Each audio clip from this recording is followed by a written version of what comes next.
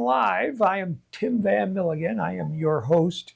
I was gone last week, and I was in Texas to see my daughter dive.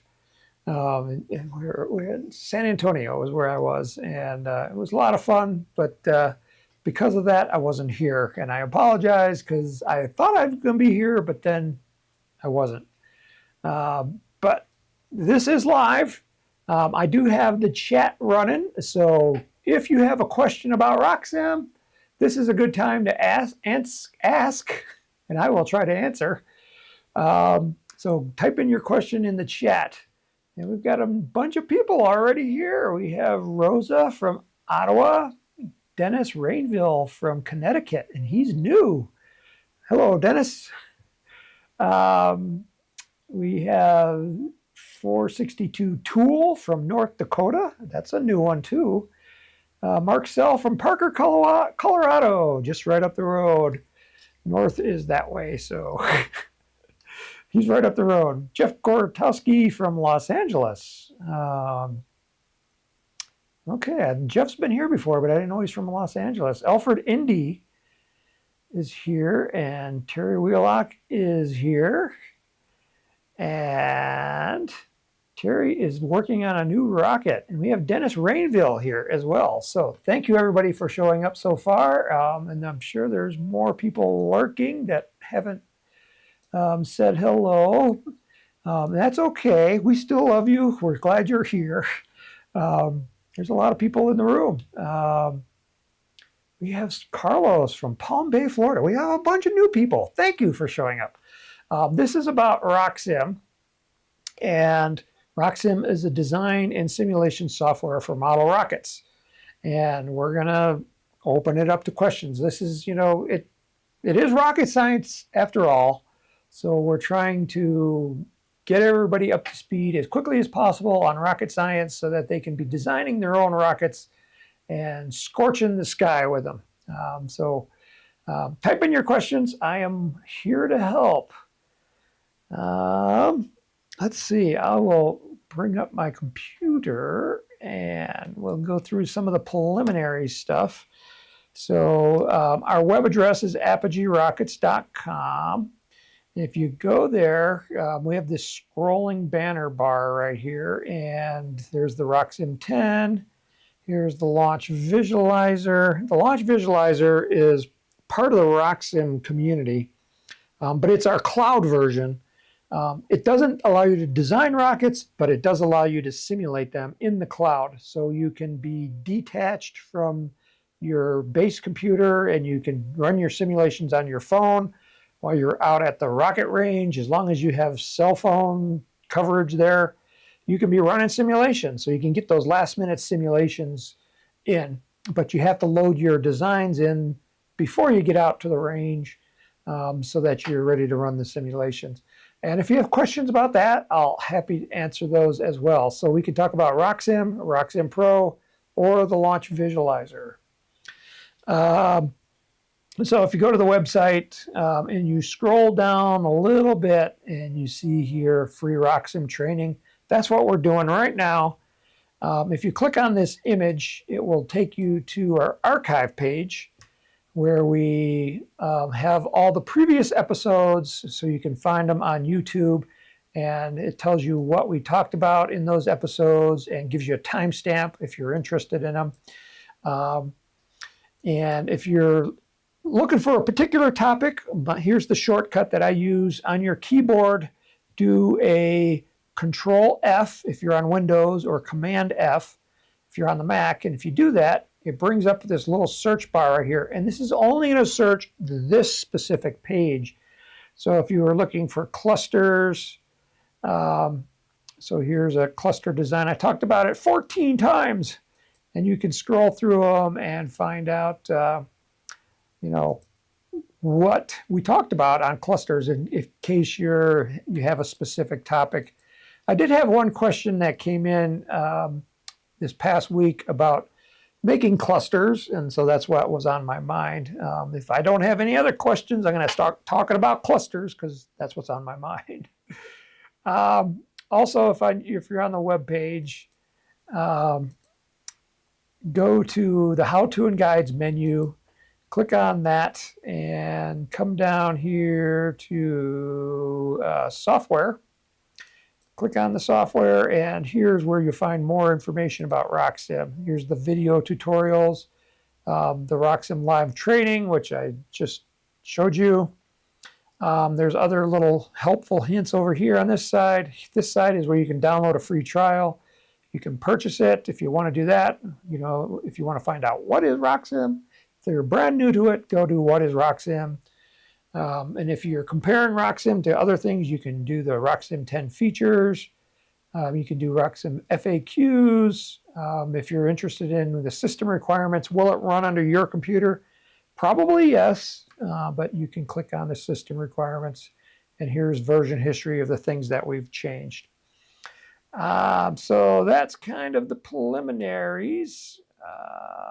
So let's go to the chat and let's see what kind of questions we got. I got the monitor over here where I'm looking at the chat. Alfred Indy says, question, taking the fin design, how do you make cutting templates from the RockSim design? Okay, cutting templates. Okay, so that I can help you with. Now, if you were talking about how to make a fin placement template, I'm working with my programmer on that right now, and he's having a struggle. I would love to add that feature, and it's something he's working on right now. But like I said, he's struggling, so it might be a long time, if ever.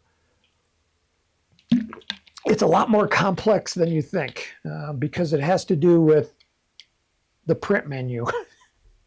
Okay, so let's go and open a design. So he wants to create a template that he can cut fins. And there's several ways you can do this. I'll show you the easiest way.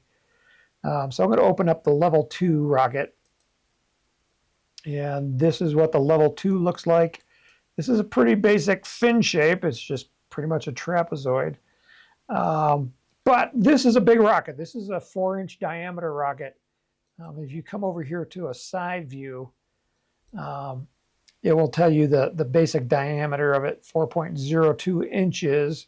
And the span from this side to this side is 14 inches. So it's pretty big.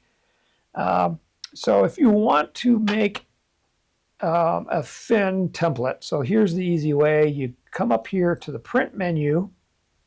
In the print menu, you can do rocket information. This is kind of like the views of the rocket. And then down here is the simulation information. And I have simulation information checked. So I'm going to uncheck that. I want to check rocket information. And then in the rocket information, then I can either do rocket drawings or parts lists. And then you see a little thing here that says a template. So I'm going to do a template, and then I need to find my fin. So I'm just scrolling through. Oh, look, I got 4 fins.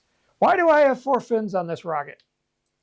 Well, I wanted to make each fin a different color. So I had this, instead of being a set of fins, there are 4 individual fins. And to create an individual fin, it was an easy thing. There's just one button. You click one button, and it takes a set of 4 fins, and it splits them into 4 individual fins. And then once I had them in 4 individual fins, then I could go into each one and change the color for that particular fin. That's how I did that. But all the fins are the same. So I'm going to just highlight one of them, click here on fin set, and then we can just print. But before you do that, go under the additional settings tab. Because there's one thing I want you to check, because there's this little box right here that says print to a PDF. And if you have that checked, instead of printing to your printer, it's going to print it to a file and store it on your computer.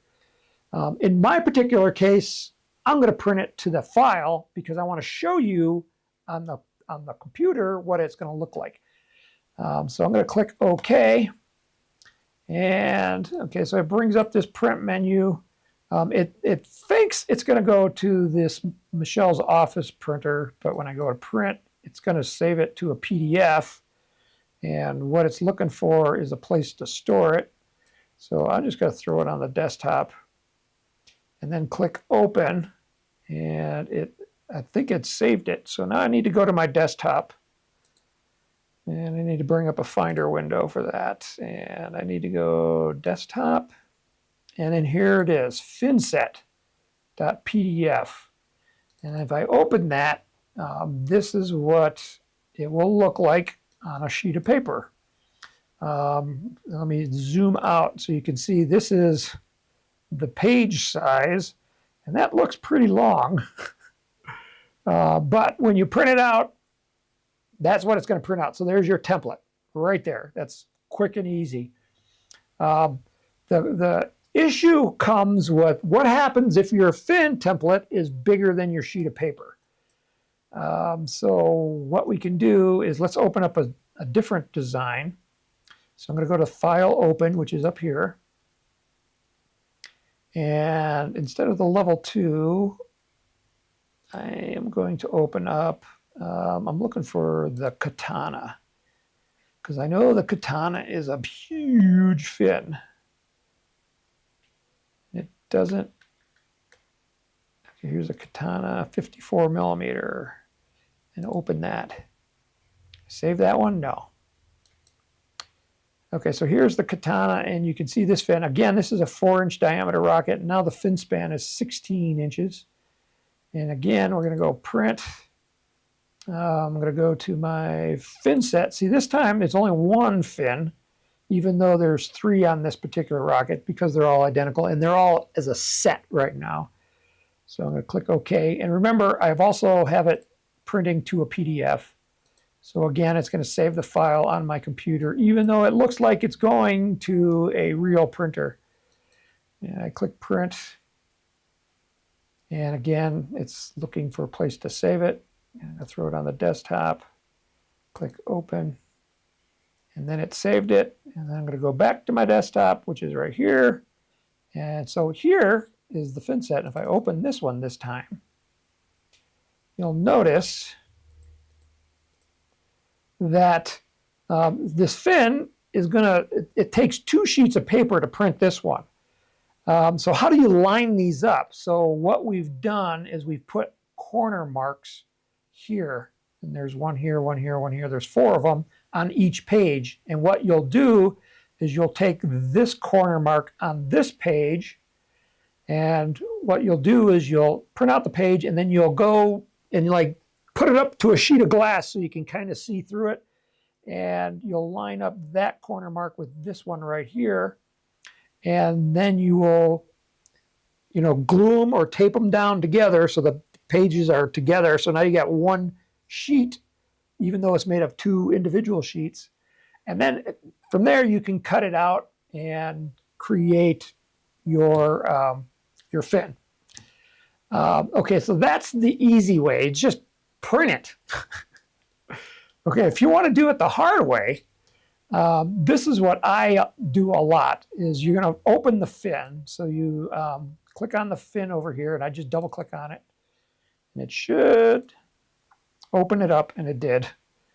And then down here on the bottom of this screen, there's a button that says Export Template.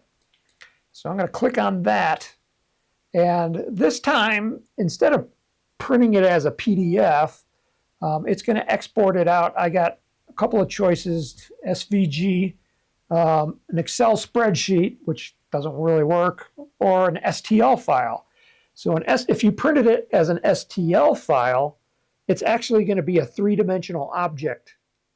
So that is, if you wanted to print a fin to a 3D printer, you select that one. If you want to print it to just a file, I would just do SVG template. And again, I'm going to put it on the desktop, hit save, and this time it tells me that it saved it on the file, desktop, Katana fin set right there. So again, I'm going to go to my desktop. So here's the file, and you can see in the preview it doesn't look like anything. So this is an SVG. So SVG stands for Scalable Vector Graphic, which is the fancy word for it's not a JPEG image. So every line is going to be crisp. Every line is defined by an equation. And to open this, you need to open it in a vector drawing program. You could use, I think you could use like AutoCAD is one of them. I use Adobe Illustrator. On the Windows computer, there's a program called Inkscape. I think it's also on Mac. Inkscape is a vector program and it's free. It's open source. So if you don't have one, just look for Inkscape and you can download that and you can open the file. So I'm going to open this in Adobe Illustrator, and just to show you what it looks like when I open it. And I just dragged it into Illustrator. And what it does here is it tells me the size. So I can, if I look up here, it's like this page is 11.5 that way and 7 inches that way. So this could almost fit on an 8.5 by 11 sheet of paper. But it would go all, well, actually it's going to go over the edge. But this is a scalable vector graphic. I like this because if I'm trying to lay out my templates on a sheet of balsa wood, what I do is I create another layer, and on the layer I will draw a box to represent my piece of wood. You know, so if my wood is, let me transform that box. So I'll make it 18 inches wide by 4 inches tall. And so there's my piece of wood. Let me make it clear. Let me give it red edges so that you can see it a little bit better. And I'll make them really thick. 3-point. Okay, so there's my sheet of wood. And you can see on this sheet of wood, I'm only going to get half of it. But typically on a sheet of wood, what you want to do is rotate it around so that the grain direction is in a favorable direction. Right now, the grain direction is going this way, horizontal. That's not a good grain direction for a fin. You really want the grain direction going towards the root edge. So this is the root edge right down here. So I would take this design and I just rotate it around. I want to turn that one off and see if I can rotate. So I'm rotating it around, trying to make that edge right here horizontal to match the grain direction. And that is how I would lay it out on a sheet of paper. And then this part here that's sticking down, I'd have to figure out a way to put that on the rest of the piece of balsa wood. Maybe over here, there's some room left on my sheet of balsa wood. So that's the SVG format. I like the SGV because when I'm using RockSim, I'm using it to actually create rockets for as a kit. And so we're thinking mass production. And if when we're doing mass production, we want it to lay it out as efficient as possible. Yeah, so that's what I had to do for the katana fin, except for my sheet of wood, instead of being 18 inches by 4 inches, it was a big sheet of balsa wood, or a big sheet of plywood. So it was much bigger, and I could get 3 fins on the sheet of plywood. So that's how to create a template. Hopefully that answered your question. And Carlos Macaulay says, is there a way to print a list of motor simulations? And the answer to that one is yes, too. Okay, so let me cancel out of this. Save my changes, no. Okay, so over here under flight simulations, I have a whole list.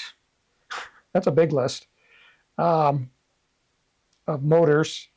And I think what you do, again, one way is we're not going to print out rocket information. We're going to print out simulation information.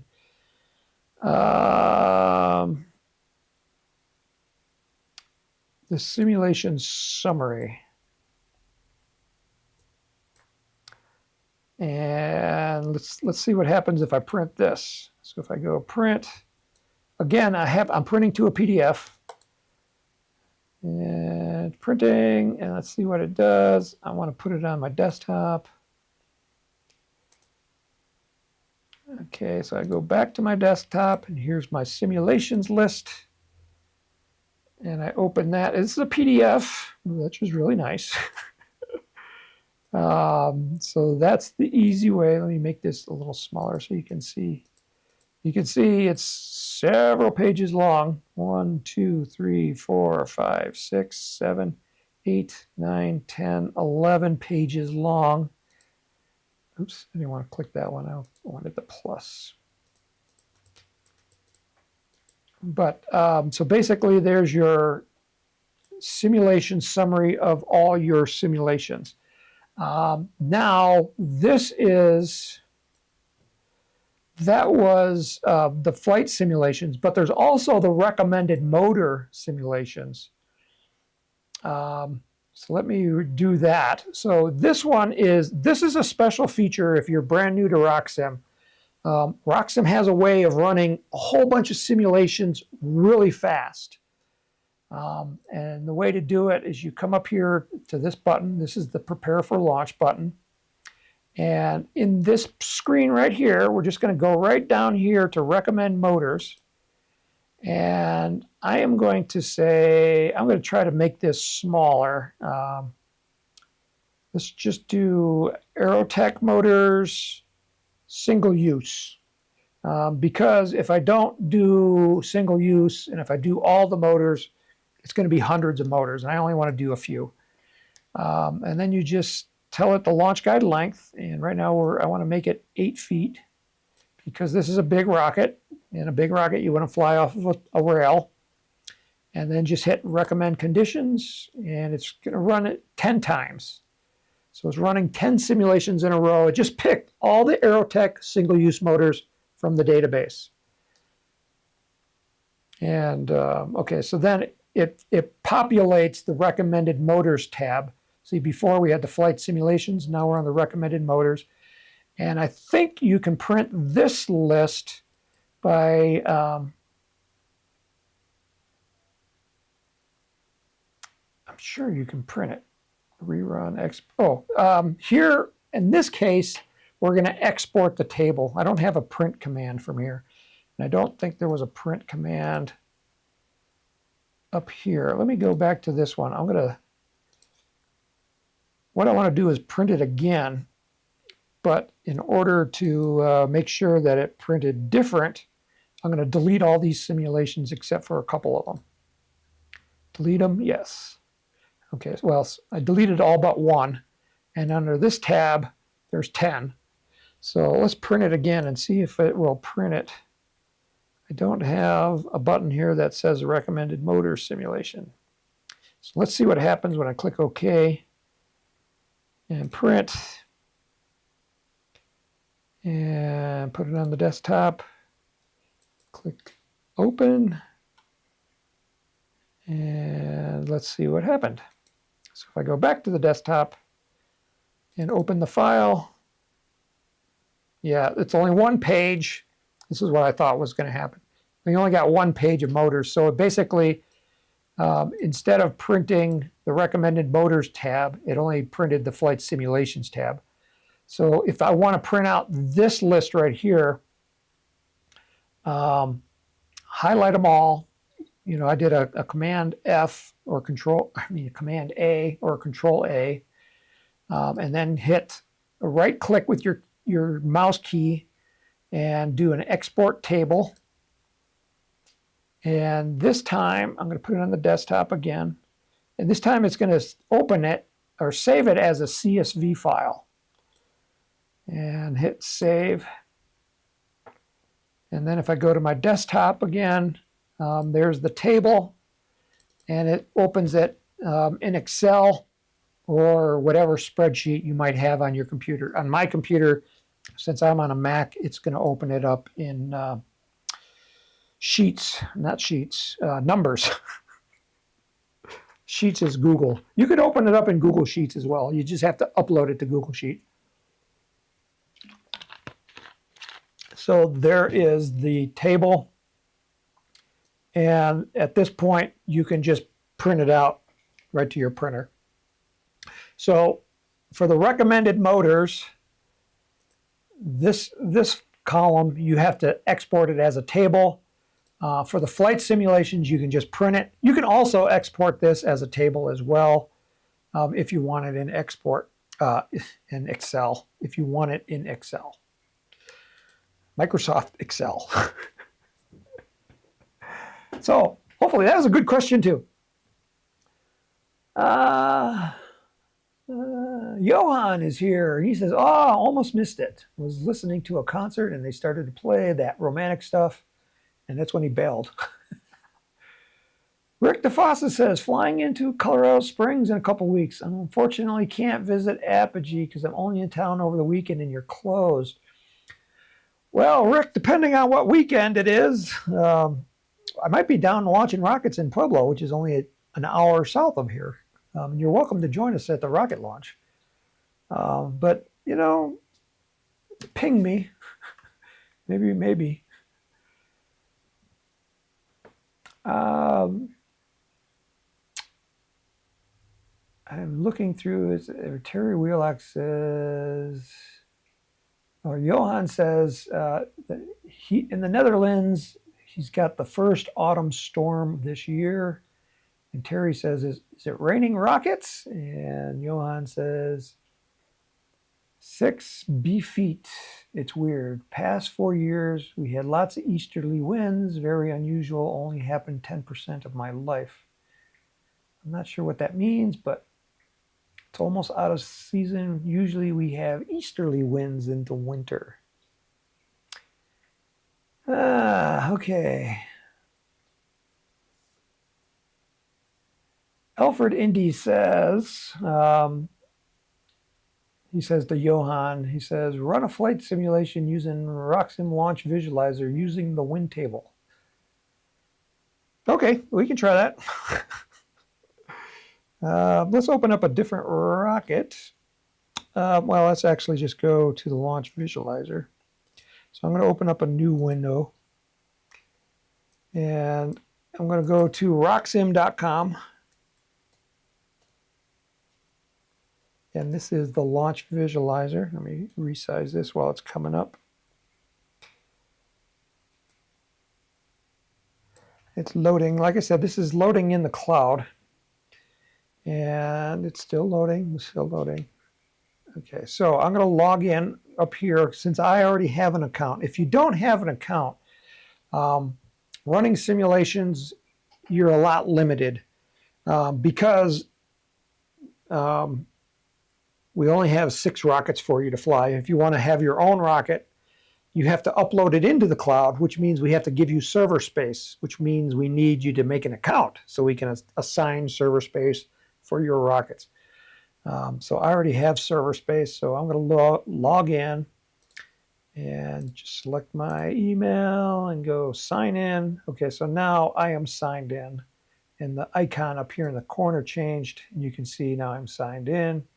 And it tells me how many credits I have. And so let's go and choose a design.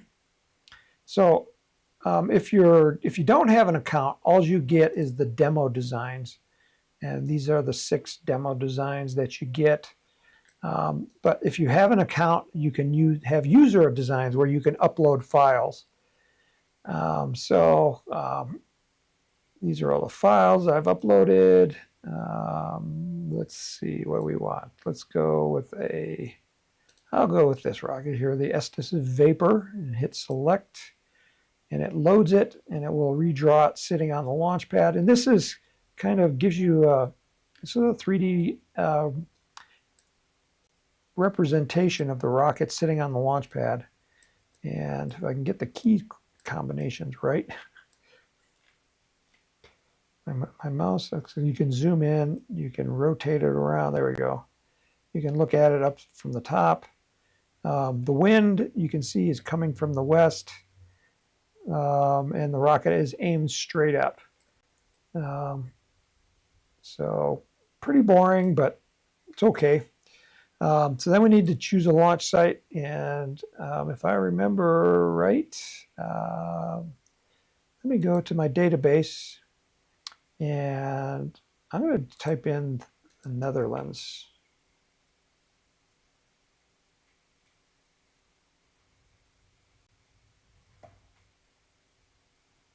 And am I spelling the Netherlands right? Is it NEA? I don't have anything in the Netherlands. Nope, it's NE. Let's try Holland. Nope, no sites under Holland either. Well, you can launch anywhere you want on the Earth. So I'm going to click cancel, and I'm going to find a launch site on the planet Earth. So this is the default launch site, and this is located in Pueblo, Colorado. You can rotate it around. The little arrow down here in the corner points to north, and I'm trying to orient it so north is straight up, or pretty close to it. Okay. So then I'm going to zoom out so I can see the planet. So we're in Colorado here. Colorado is the nice rectangular shaped one. There's the Earth. Okay, and then I'm going to go around the world. We're going to find the Netherlands. I'm going to zoom in there, and my north changed.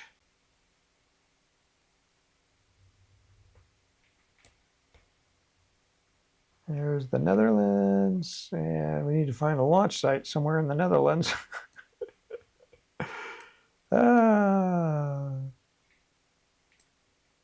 I'm going to launch over here, wherever this is. I'm going to look for a nice open field.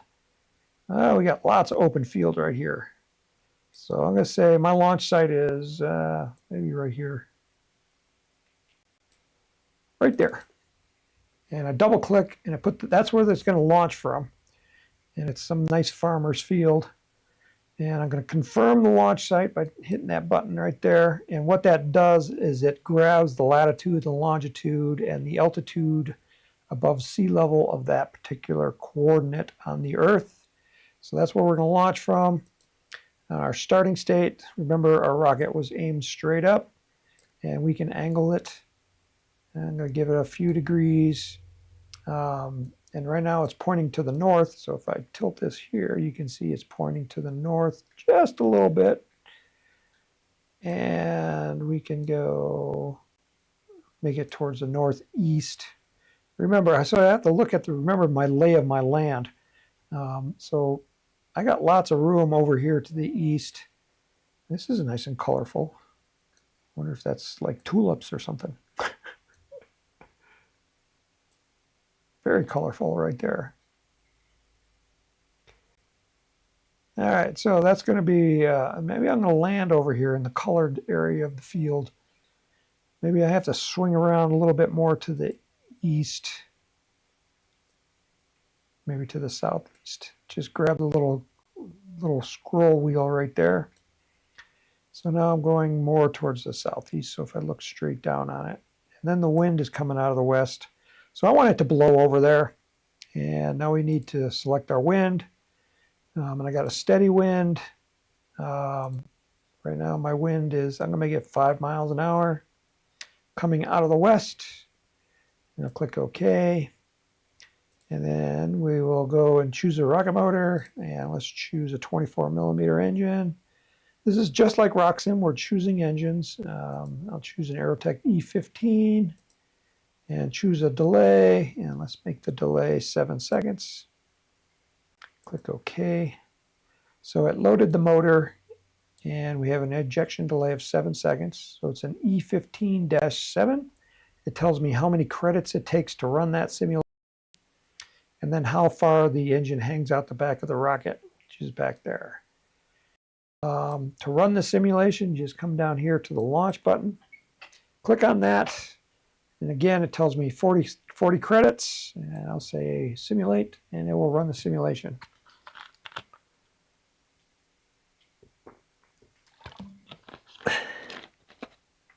All right, so there is the rocket sitting on the pad, and it's drawing the field where we're launching from. And I'll swing north around to the north again.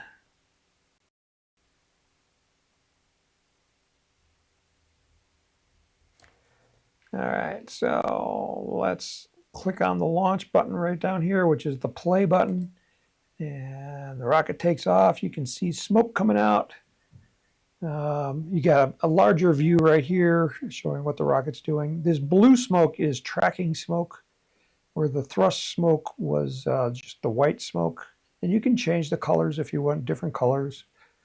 And right now the rocket's kind of backsliding into the smoke. The parachute has opened up. I can see it right here. And the rocket is coming down. And again, this is a three-dimensional view. And the rocket's coming down. And you're not really seeing much except for, so let's put some overlays on it. So I'm going to pause it here and go up to Preferences. Click on the Preferences, and I want to see the trajectory path of the rocket, and I want to extrude it down to the ground. So the green line is the path of the rocket in the air, and the red line is kind of like a curtain, so we can see where on the ground the rocket is above the ground. So it's kind of like a ground path. And I'll click OK. And I'm zooming out so I can kind of get a better lay of the land here. So again, north is straight up, and it went to the south originally, but now it's going towards the west since the parachute came out. And the question is, will it land over there? And we can take the slider bar here and we can drag it well into the future. Oh, look at that. We touched down in the red, or just off to the edge of the red. So that's where we touched, the rocket touched down into the ground, into the colored field. Okay, so that was a simulation just using steady wind. So the question was, can we do this with a wind table? So a wind table allows us to vary the wind at various altitudes. And that's over here under the Launch Conditions button. And so the wind model will select variable direction wind table. So that's what we want. And then here, what we have to do is to create the wind levels. Okay, so the altitude above sea level is here, but our current altitude of the rocket range is 126 feet. So our base level has to be at least 126 feet. So we're going to add a new wind. So at an altitude of sea level of 0 feet, we have 0 wind. And you can change it if you want. If you double click on it, so I can say, make it 10 miles an hour. Come on.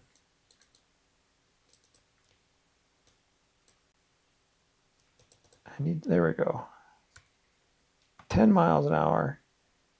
And then I'm going to add a new one. So at sea level, it's 10 feet, or 10 miles an hour, but we're 126 feet. So we're going to say at 126 feet, or let's make it 125. The wind will be coming out. Okay, so at sea level, the wind direction was 0 degrees, which means it's coming due north. So at 125, let's make it, I don't know, 280. So this is west, but a little bit north of west. This is a compass direction, so west would be 270 degrees. If the wind was coming out of the south, it would be 180 degrees. So we're a little bit, it's almost west, but not quite. And say, let's make it 12 miles an hour, or 12 miles an hour here. And then we're going to add a new one. And so now we have to say, how high do we think this rocket's going to go? Let's say at 1,000, no, let's make it lower than that. Make it 600 feet. The wind is now coming out of the 300 degree direction, and it's coming at us at 13 miles an hour. And then let's do another one at 1,500 feet. And we'll call it, let's call it out of the south again. And let's make it 8 miles an hour. So we got, this is a wind table. So at sea level, it's coming out of the north at 10 miles an hour, but then at 125 feet, which is actually our launch elevation, it's coming out of almost the west at 12 miles an hour. And then as you get higher up in the sky, the wind is shifted to the 300 direction, so it's a little bit more north. And it's coming at 13 miles an hour. And then really high up, it's coming out of the south at dead south at 8 miles an hour. And so we'll use this wind table. And now we'll launch it again. And again, it's going to use another 40 credits. I'll click OK. And it will give us a new simulation. Okay, so there's the rocket sitting on the pad. And the thing that I noticed right away was before we were at 127 seconds of total flight time. Here it's at 105. So it's going a little bit, won't be in the air quite as long. Okay, so I'm just zooming out a little bit. Let me swing the north around to the top of the screen. Getting close, getting close. Just have to do it slow or it can get really jumpy. Okay, so here's the rocket sitting right in the middle of this field. And we launch it, and the rocket takes off, and you can see the smoke coming out. It's going mostly straight up, even with the different winds. Right now we're at 1,300 feet. And if we pass 1,500 feet, which we did, what happens is it uses whatever wind it was blowing at that level, and it just extends it up into infinity. Okay, so now the rocket is starting to drift down to the ground. And remember, at 1,500 feet, it was coming out of the south. So we're kind of looking at this from an angle. So let me look at it from straight down. Let me zoom out a little bit. So this one right here was the launch pad. And this green dot is the apogee point. So when it took off, it arced into the wind because it weathercocked into the wind. It went to the south, and then the parachute deployed. And remember, our wind is coming out of the south, and it's blowing towards the north, so it's blowing it this direction. But as we get lower, then the wind starts coming more from the west. And so that's why we got this nice curve right here, blowing towards the west. And it's actually blowing a little bit north of west. So you can see that's a little bit of an angle here coming this direction. And we're at 300 feet above the ground right now. And this is above the ground. You can see there's a little shift right there. That was probably when we crossed 600 feet. And you can see it's going to land, and I'll pause it right here when we get to the end.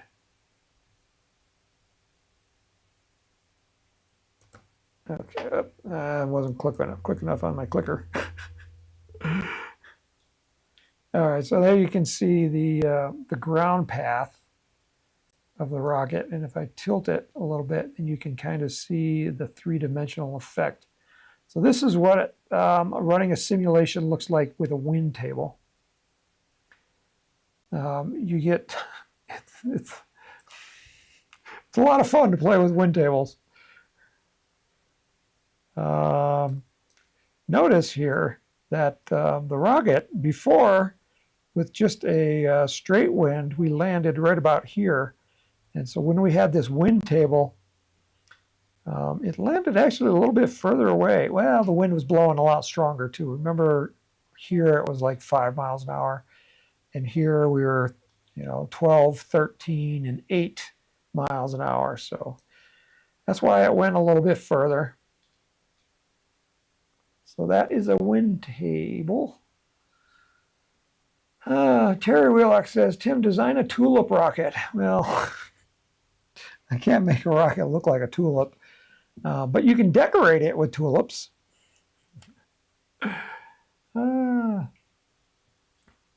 Johan says, oh, it's Friday the 13th and we're doing simulations.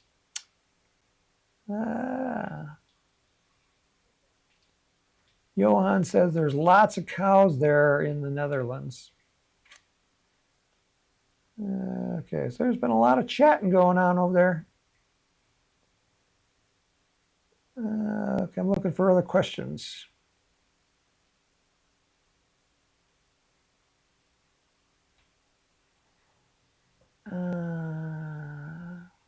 Johan says, one day I make Tim wrestle with my booster separation model.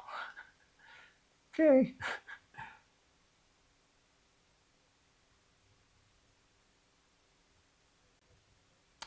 Jeff Gortowski says he's talking to Dennis. Dennis was wondering about making an assembly for the Astrocam where he can use the same assembly over and over again.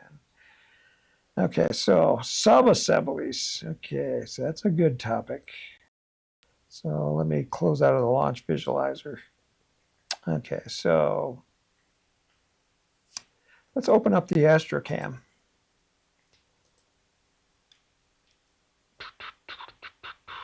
All right, so RockSim Designs. Let's see. I'm looking for Astrocam. Adam, here it is, Astrocam rocket, open. What I'm looking for, say my changes now. Here is if there's any subassemblies in this design. So a subassembly is a collection of parts. There's different types of collections of parts. If you go to the Rocket Design Components tab, you see the first collection of parts is right here, the sustainer. It's a collection of parts, and you can tell that by clicking the little down arrow. So that is one of the collection of parts. Another collection of parts is called a pod, and then the third type is the subassembly.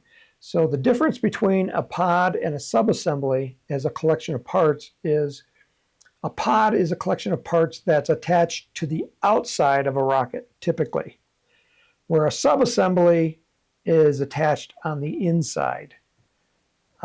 Think of like an engine mount. We have a rocket kit called the Quick Draw, and the Quick Draw has interchangeable engine mounts. And so we can save those, since they're on the inside of the rocket, we save those as a subassembly, and then we can pull them out of the rocket and swap in a new one rather easily. Maybe if I open up the quick change, maybe there's one I can show that. And so if I was doing a Astrocam, I probably would use a pod, but then the other difference between a pod and a subassembly is a subassembly, you can save it into your design folder as a component, like a rocket design, where a pod you can't.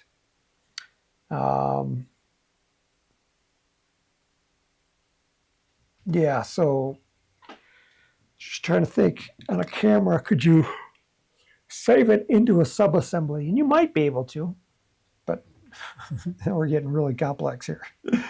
So what was I looking for? Quick Draw. Quick Draw. Okay, so in this rocket folder called the Quick Draw, I have two.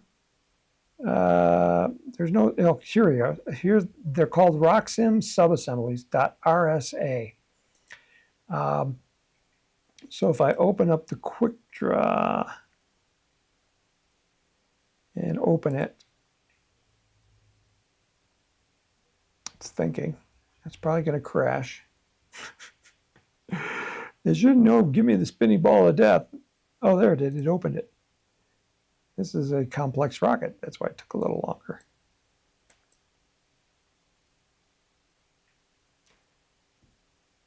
Come on. It's waiting. It's still drying this up here. It can't all be.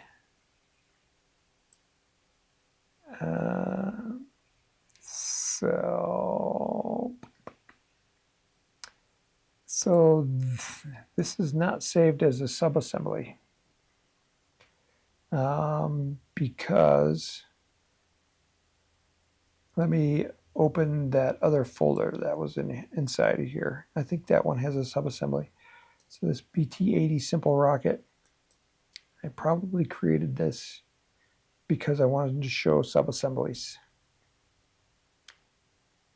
Okay, so here, this one does have a subassembly. See, it's like a folder, and a folder is a collection of parts. So if I click on it, these are all the parts in the subassembly. We have a whole bunch of centering rings, and a motor mount tube, and a mass object, and that creates the subassembly right there. So if we look at the rocket right now, if we look at it from the back view, it's just a single motor mount. And I can delete this component. I'm going to say yes. And it took away everything on the inside of the rocket. But now I can add in a subassembly. So I can click over here to the body tubes, and this is where it's going to be attached. And I come over here to the buttons and go subassembly. And as it's asking, is the newest subassembly owned by the body tube? And I'm going to say yes. And now we can load parts from a file into this subassembly. So I'm going to load parts, and I have to look for a file that ends in .rsa. So before we had the one 29 millimeter motor, this time I'm going to go with the 2. I'm going to load that in. And if you look at it back here, and if we look at it from the back end, probably see 2 motors in there. Although the position is kind of strange. Let's see if I can move it. My engine mount tubes are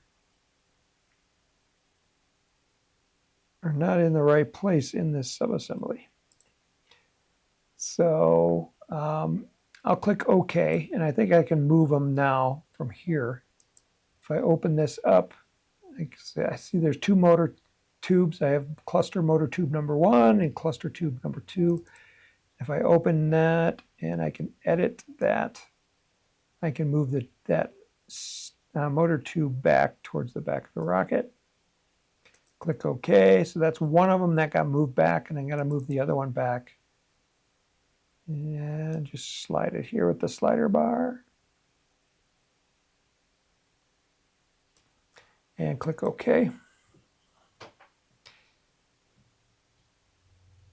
Come on. Okay. And then let's go look at it from the base view. It looks fine from there. Let's look at it as a 3D image.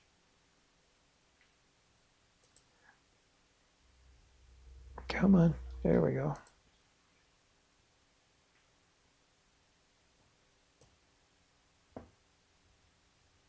It's highlighted one tube. I need to unhighlight that. Come on. There we go. So that's what the rocket looks like with the cluster. That red ball inside is a mass object. Oops. And this mass object is a threaded rod retainer. RockSim doesn't know what the retainer looks like, so it just draws it as a sphere. That's why you're seeing that sphere right there. And this rocket has decals on it, which is kind of cool. So that's what you could use a subassembly for an Astrocam, but I would just add it to the rocket as a mass object. Or on the Astrocam file, I added it as a fin because I wanted to account for the drag.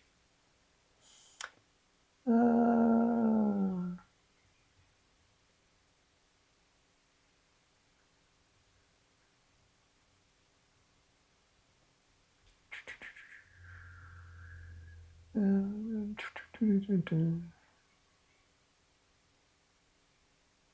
looking here for more questions.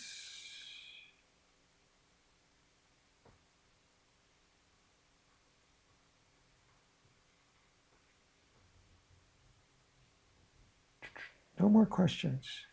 I think I got all the questions. You guys are talking a lot, which is kind of cool. But I'm looking for questions. Make sure I've gotten all the questions that you guys have asked. My voice is going dry today. We're getting close to the end of the hour, so unless there's any more questions.